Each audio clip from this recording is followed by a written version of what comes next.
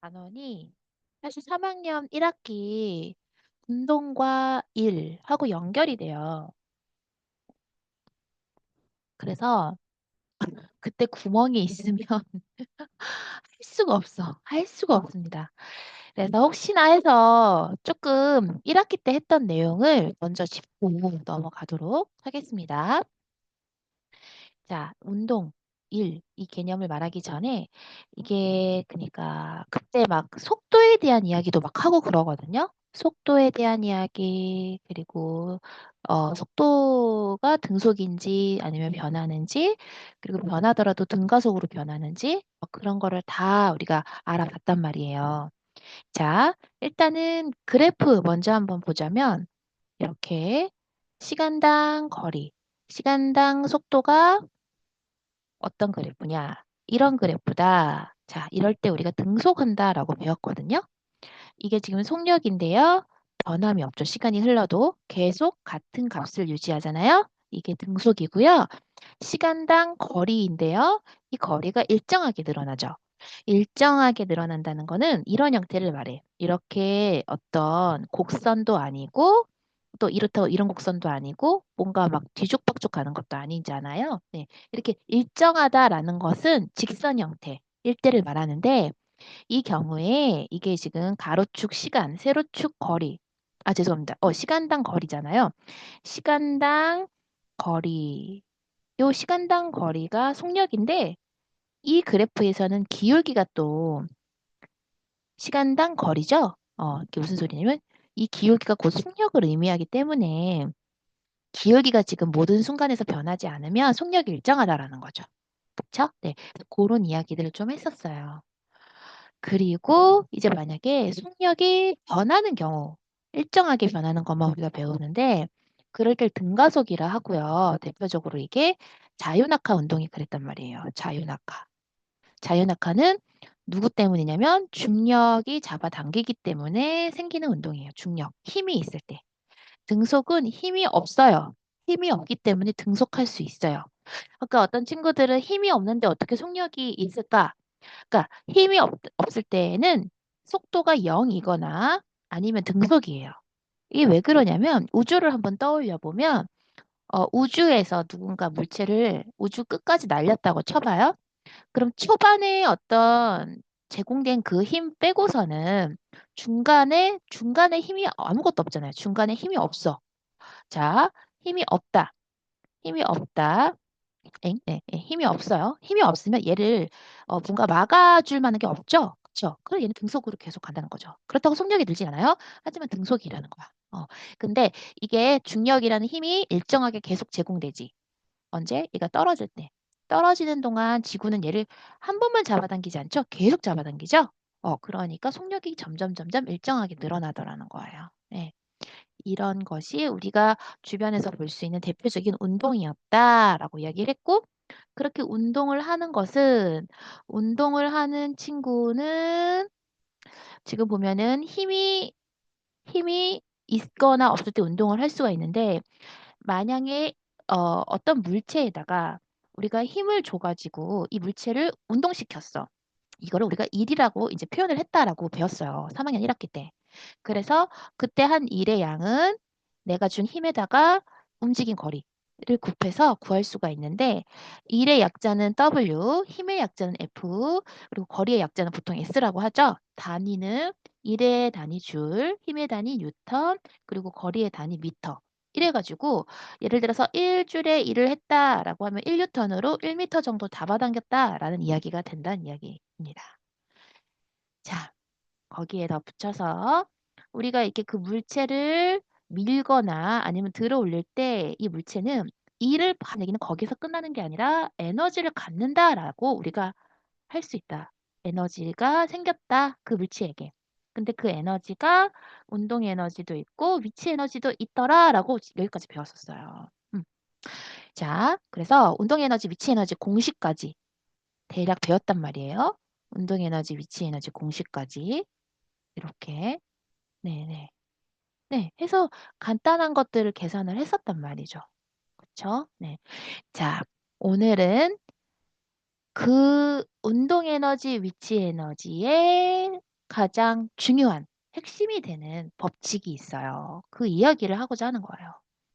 자, 예를 들어서 여기 책에 여러 가지 그림들이 있는데 이런 걸 보고 이해하려고 하면 더 헷갈리더라고. 그러니까 어떻게 하는 게 좋으냐? 선생님이 조금 간단하게 표현을 해볼게요. 어떤 물체를 끌어올려. 자, 내가 얘를 끌어올린다는 건 이 물체가 기본적으로 이 바닥에 붙어 있을 수밖에 없는 게 지구가 당기고 있단 말이야. 지구가 당기는 힘이 있는데 내가 들어 올린다는 건 그 힘을 이기고 들어 올리는 거거든요. 그러니까 걔를 이기려면 걔만큼 그 힘만큼 내가 줘야 돼 위로. 힘을 위로 주는데 지구가 당기는 힘은 사실 쉽게 말하면 그 물체의 무게란 말이에요. 이걸 mg라고 표현을 했었단 말이죠. 그래서 내가 소위 mg만큼의 힘을 줘서 h만큼 들어 올렸다고 쳐봐. 그럼 이 물체가 뭐를 갖는다?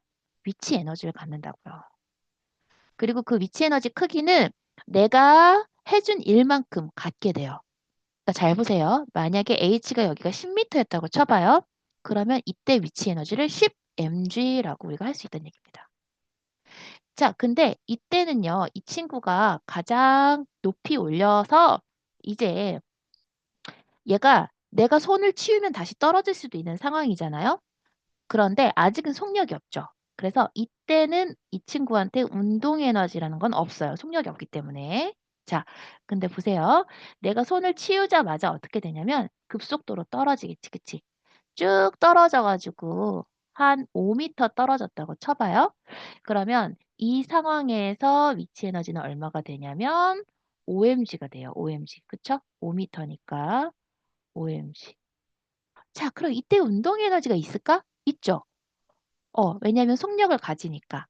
근데 그때 여기서 속력으로 표현하지 말고 이렇게 표현을 할 수가 있다. 여기에서 이 물체가 운동 에너지를 가질 수 있는 건 이 물체에게 지구가 일을 하기 때문이에요. 지구가.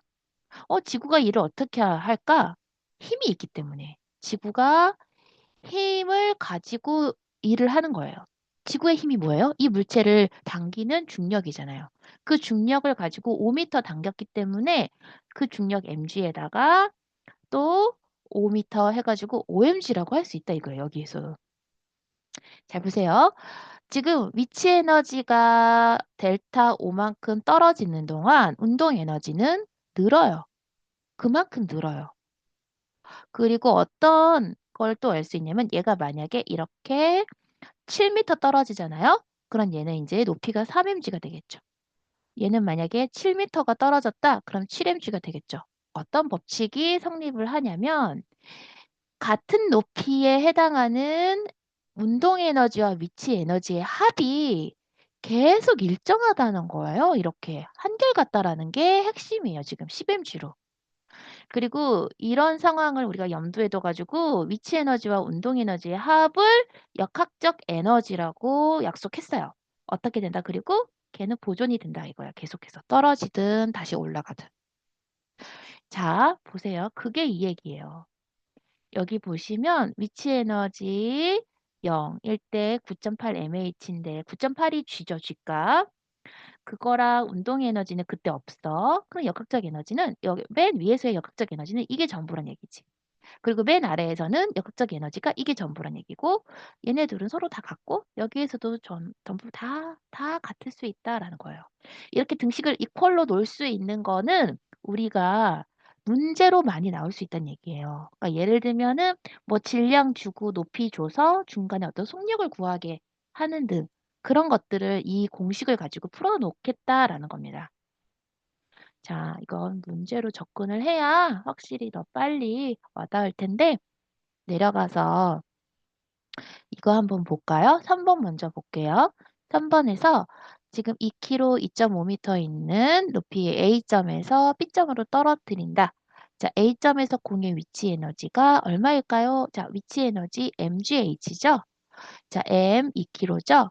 g는 아까 뭐라 그랬죠? 9.8. 그리고 h 지금 2.5m죠? 2.5m. 다 대입하는데 계산할 때 무식하게 하면 안 돼, 얘들아. 이거 9.8을 먼저 2랑 곱하고 이러지 말고 잘 봐. 어떻게 해야 간단한지. 예, 벌써 이렇게 보면은 곱해서 5 나오죠? 그래서 9.8에 5 해가지고 49줄 하고 딱 나와야 된단 말이야. 이렇게 구할 수 있다. 자, 그러면 B점에 도달할 때 갑자기 역학적 에너지 물어보는데 이거 보나마나 얼마야? 49죠. 왜냐?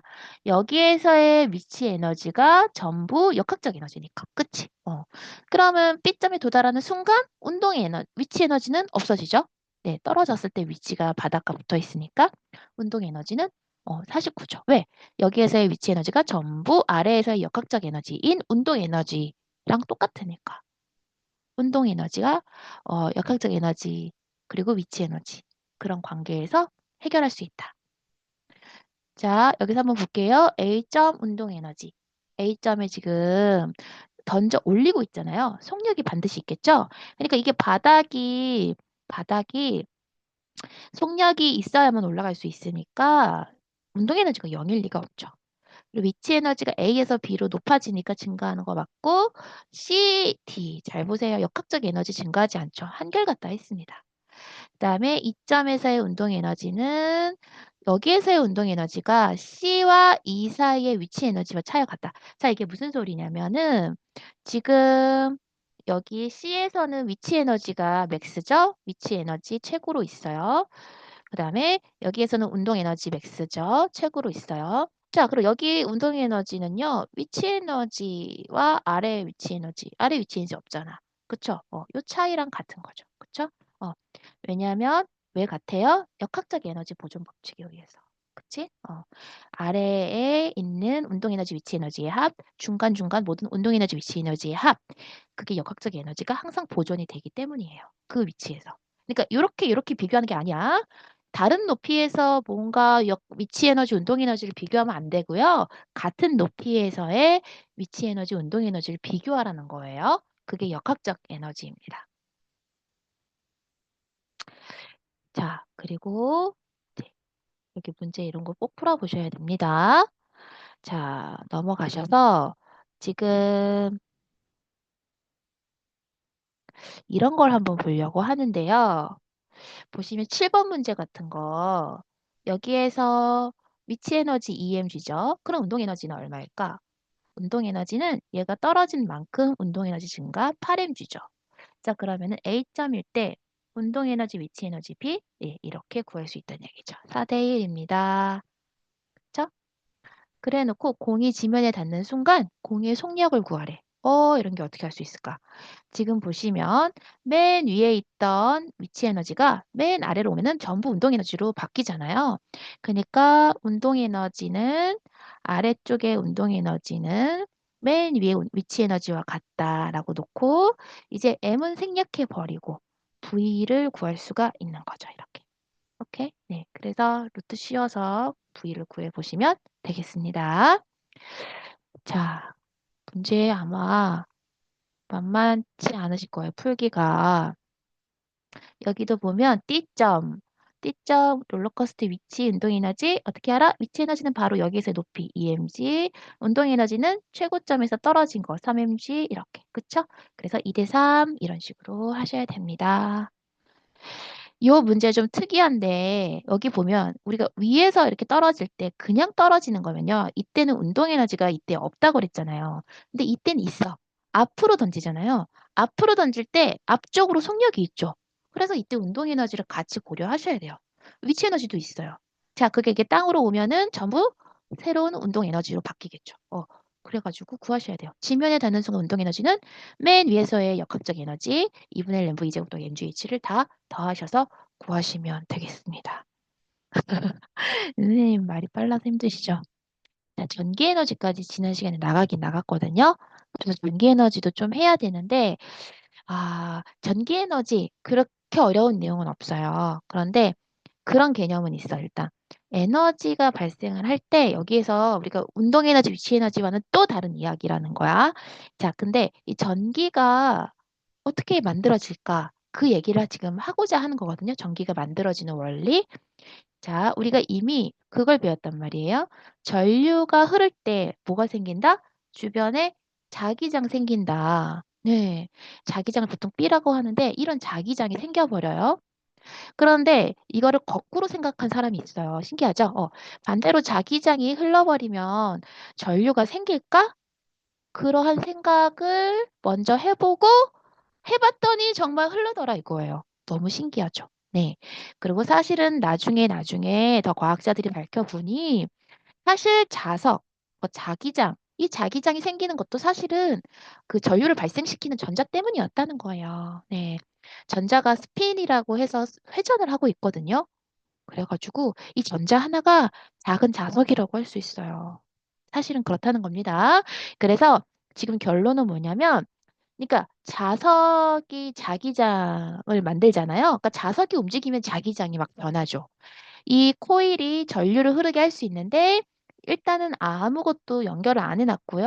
그러니까 전원이 없어. 전원 없고요. 그냥 검유기는 뭐냐면 전류 흐르는지 측정만 하는 도구예요.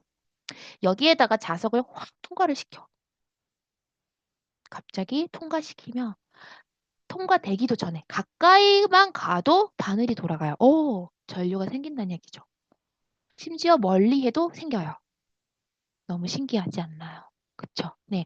그래서 이렇게 전선 주변에 자기장 생기는 걸 역으로 생각해서 자석이 자기장을 막 변화시키면 전류가 흐른다는 걸 발견해낸 거고, 그로 인해서 이런 발전기가 만들어집니다. 발전기 속을 보면 여기 아까는 자석을 움직였잖아요. 지금은 자석은 그냥 고정시켜 놓고요. 홀더 해놓고요. 이 코일이 돌아요. 코일이. 그래도 되죠. 코일이 누구 때문에 돌까? 바로 이 프로펠러 때문에 도는데 이 프로펠러가 물속에 있다. 그럼 수력 발전이 되는 거예요. 바람 때문에 돈다. 여기 프로펠러들 있죠? 얘네들이 다 바람 때문에 돌잖아요. 그게 돌면서 뒤에 이렇게 발전기가 있다니까요. 너무 신기하죠? 화력도 증기, 물을 끓이잖아요. 그럼 그 증기의 힘으로 프로펠러가 도는 겁니다. 이렇게 놀라운 과학적 발견으로 우리가 이렇게 편리하게 전기를 쓰고 있다. 자, 이건 알아서 예전에 아마 에너지 이야기 다 하셨을 거예요. 아, 근데 그걸 알아두시면 좋아요. 이 연료 같은 거. 그 물의 위치, 물은 뭐 높이 있으니까 위치 에너지고 바람이 돌면서 돌게 하면서 운동 에너지를 가지는데 연료 이런 건 대부분 화학 에너지라고 할 수 있습니다. 네. 연료의 화학 에너지니까 이게 지금 화력 발전소 이야기하는 거예요. 물 끓이는 거. 마지막으로 전기 에너지 전환과 보존은 어, 쉬었다가 다시 진행을 해 볼게요.